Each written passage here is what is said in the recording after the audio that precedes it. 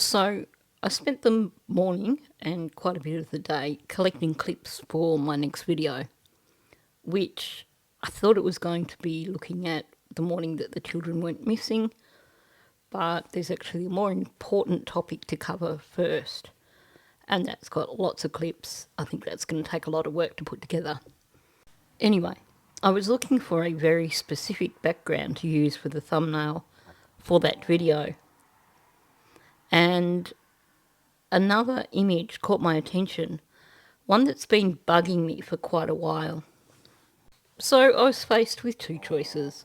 I could push on with the video that I've been working on and finish that, have a fairly late evening finishing that, meaning that I'd probably end up getting to bed quite late.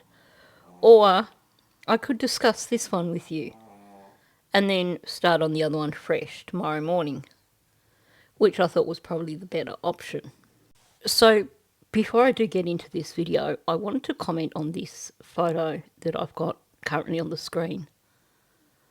I may be wrong, but I think this may have been one of the ones that was on Malaya's Facebook.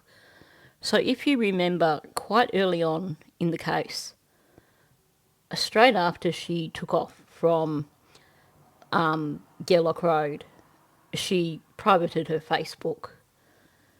And then sometime afterwards, she unprivated it again. And she had changed her relationship status to single. And then there was a bunch of photos that was on her Facebook. If you go back now, you can't see any of those photos. But I believe this photo may have been from there. Okay, just a pause there. You may be, well, you're no doubt aware of Amira's snoring. You may hear some additional noises in the background. That's Mouse having what I would refer to as a yippy dream. He's asleep and he's barking in his sleep. Anyway, I'm going to push on here. Anyway, so when I first saw this image, I realised that it was like a sporting goods store or an ATV store or something similar. And I found it interesting that whoever took the photo had posed this photo with the children on this little ATV. Didn't occur to me at the time that it was actually a child-size ATV. So when I look at it now, I think, yeah, maybe they thought it was just cute. Let's take a photo of the kids on the ATV. We look at Lily and she looked like she was pretty pleased with the whole thing. Jack looks a little bit uncomfortable. Now, in my mind, I thought, this was just them putting the kids on and posing. And then, now that I think about it, I think, well, what if they were considering buying a little ATV for the kids? I know here in Australia, a lot of people, if they've got enough land, then they'll get a little dirt bike for their kids or a little ATV. And, in some rural areas, you will see kids as young as 4 getting around on these itty-bitty dirt bikes or these itty-bitty ATVs. But anyway, that was just, a thought that came into my head from having another look at this photo. Because Lily almost fits there, right down to being able to get her feet down on the step thing that's either side of the bike. So, anyway, observation. I may come back and discuss this later in this video. Now we know from this image that obviously the bike that the children were pictured on is not the bike or the ATV that is, the main ATV used on the property. What I found interesting was Janie mentioning that they don't keep it on the property and she had sent Justin to collect it, which I found rather interesting. So this bike looks like it's kind of faded in the sun. It's been around for a while, which says to me that this photo that we saw at the beginning with Lily and Jack posing on that little ATV wasn't taken at a time when they were shopping for this, because it seems like this has been around for a while. Anyway, moving on. So, thanks to mainstream media, and I think it was CBC, we have many, many photos that are aerial shots of the property, and they're taken from different angles. And of course, thanks to all these aerial shots from different angles, people have been looking at various things around the property, commenting on the fence line. I know a few people were claiming, well, the fence line is entirely enclosed, something that we quickly realised was not the case. So the backyard wasn't fully enclosed. It would have been quite easy for the children to get out the backyard. That said, none of us believed that those children wandered off into the woods. Anyway, with these aerial photos, the main focus for most people has been the backyard and the driveway. And understandably so, because that's obviously the area that the children were potentially last in. And of course, when you look around, the property is just so full of rubbish. And off to the side, you can see all the storm damage still, all the dead branches, the down trees, etc. And I think, maybe other people paid more attention, but for me, I just sort of made note of the fact that there was a bit more timber lying on the ground at the end of the house, but the rest was just, rubbish off in the woods. I was curious about those tarpaulins that you see sort of in the front yard, but the rest I hadn't paid a great deal of attention to. Okay, here's where I admit that I very carefully chose the photos that I used leading up to this point in the video, and I put them in a specific order for a specific reason. Now, as you can probably tell, I'm focusing on the right-hand side of the screen, because what isn't so apparent in those aerial shots is that tucked away in the woods behind the house, pretty much out of sight, in a location where you're quite likely going to miss them, are two rather small ATVs. And to be honest, I only spotted them about a month ago. After looking at the property, my focus was, like so many other people, on the backyard and on the driveway.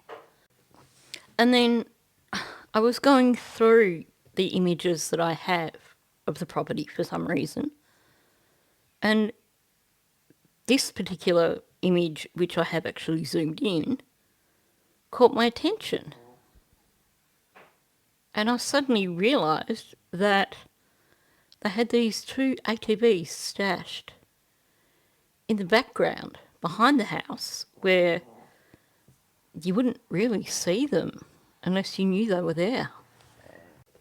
So while still pondering why these bikes were very carefully hidden out the back there, where, like I said, you most likely wouldn't notice them unless you were looking at the property from an aerial view, or if you happened to go down past the end of the house there.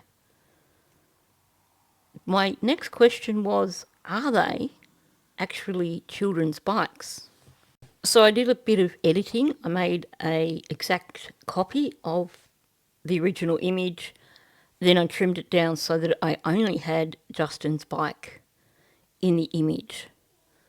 And then I shoved it off to the side of the screen and compared it with the other little ATVs.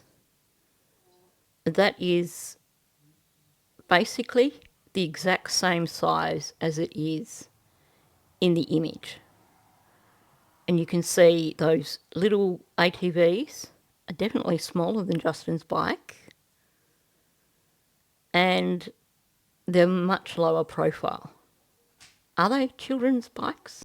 Now, one thing I figured out is that anything on that property that was bought for children was actually bought for Daniel's children, and then Lily and Jack were allowed to use them when his children weren't there, like the little outside kitchen that Lily would play with. So my question is, if those are children's ATVs, were they something that Lily and Jack were allowed to play on? Or are they just old ATVs that don't run anymore and they just dumped them in the woods because they didn't have any other way of getting rid of them? When you look at it from directly above, you can see that there's only one thing in the way. Aside from, there's a log that you'd have to push off to the side, and then there is one thing that is in the way that would prevent you from basically driving around the side of the house and then coming out at the front of the house. So has it been made to look like they've just been sitting there for a long time and they don't move? Or have they been sitting there for a long time and they don't move? Why would you have them in that location? It's like they are hidden. It's like they've been intentionally put there so that no one will notice them. It's hard to see from those other images, but if you look at this photo of the front of the house, you can see how quickly the land slopes off at that end of the house. Meaning that if you were just up in the yard or whatever, then chances are that they could be below the line of sight out the back there. Now, in my opinion, this has got to be the least logical explanation of what could have happened to the kids. But let's say hypothetically that they were on one of those little ATVs and had some sort of accident. Now, logically, you would think that given that there was no other person involved, that they would ring 911 and say, look, this has happened. Although we also know that they had CPS on their tail over conditions there at the home. So maybe there was fear, if something like that did happen, maybe there was fear that they would take Meadow. Like I said, it seems like the least logical explanation of what happened to those children, but I just find it really odd that you have those bikes hidden down well out of sight, and I'd really like to know the reason why they are hidden back there. I mean, maybe they fell off the back of a truck, so to speak, as in maybe they're stolen property, so they're kept there out of the way so no one's going to see them. Maybe they're kept there because of Janie's allegations of this neighbour who steals things. I don't know, but it just seems like a really odd spot to be putting bikes like that.